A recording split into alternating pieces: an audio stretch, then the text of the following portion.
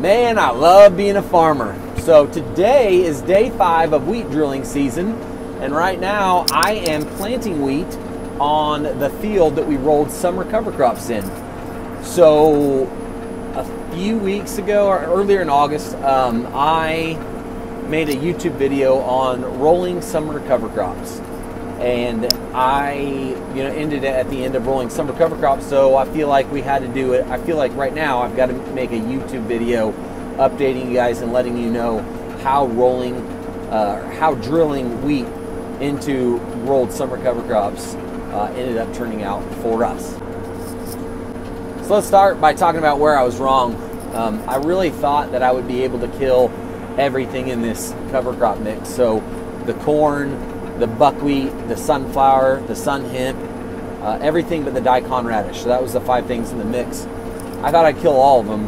Turns out that we killed the sunflower and the buckwheat, but the sun hemp we had about 50% kill ratio on, and maybe a little bit more survived than that.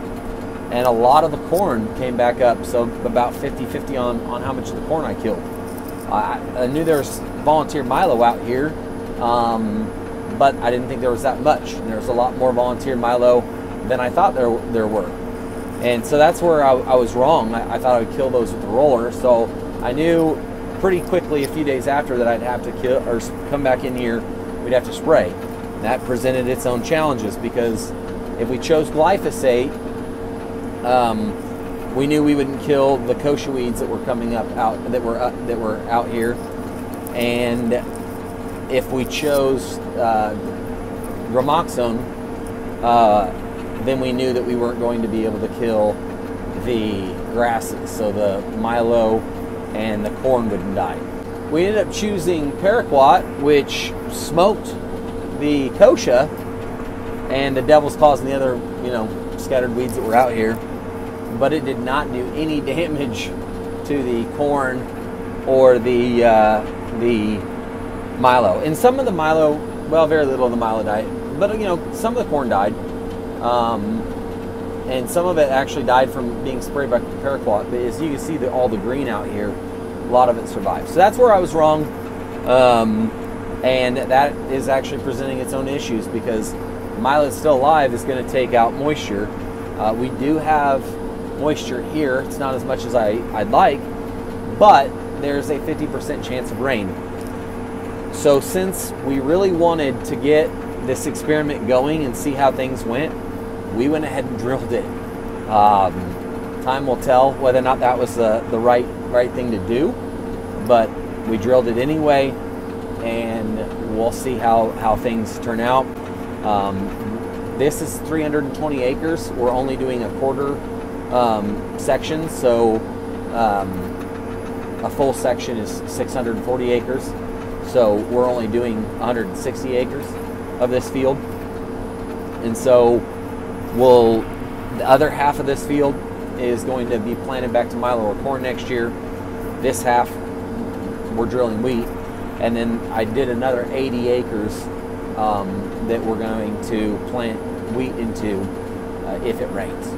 So here's what I'm liking about rolling the summer cover crop mix. Love all the residue covering the ground. That's awesome. Love these daikon radishes, because when they die, they're going to leave a hole in the ground to filtrate water into. And I love the plants being alive, even though they're taking moisture. I just feel that supports that fungal community, that fungal life. And so as long as we get a rain here tomorrow, I think we're going to be okay. And even if this blows up in my face, it's just 1/4 of ground. And if you're going to improve soil health, and if you're going to better yourself as a farmer, then we have to take risks. We're never going to become the best farmers that we can be if we don't take risks. And what I mean by that, the best farmers we can be, we want to not only just be profitable in what we're doing. I feel like you have to be wanting to produce crops that are healthy and that we're improving the land and we're improving the soil, and we're making things better for the next generation. And we'll never be the best at that if we don't take risks and we don't try new things. So this is us trying something new, and those are the things that I'm excited about, and that's the reason why we're doing it. And I think those things went well for us. Now we just have to see if it rains and how the wheat emerges after it rains or doesn't rain. Well, guys, it did not rain. So today's October 9th. We filmed this video that you've been watching on September 9th. So it's been exactly 1 month, and we've had 2 rain events of 30 hundredths each. So we're a little bit behind on the moisture that we were hoping for on September and what we really needed. But, you know, considering what we got, I got mixed feelings. I'm glad that we have the stand that we do have. I'm a little disappointed in how it's tillered.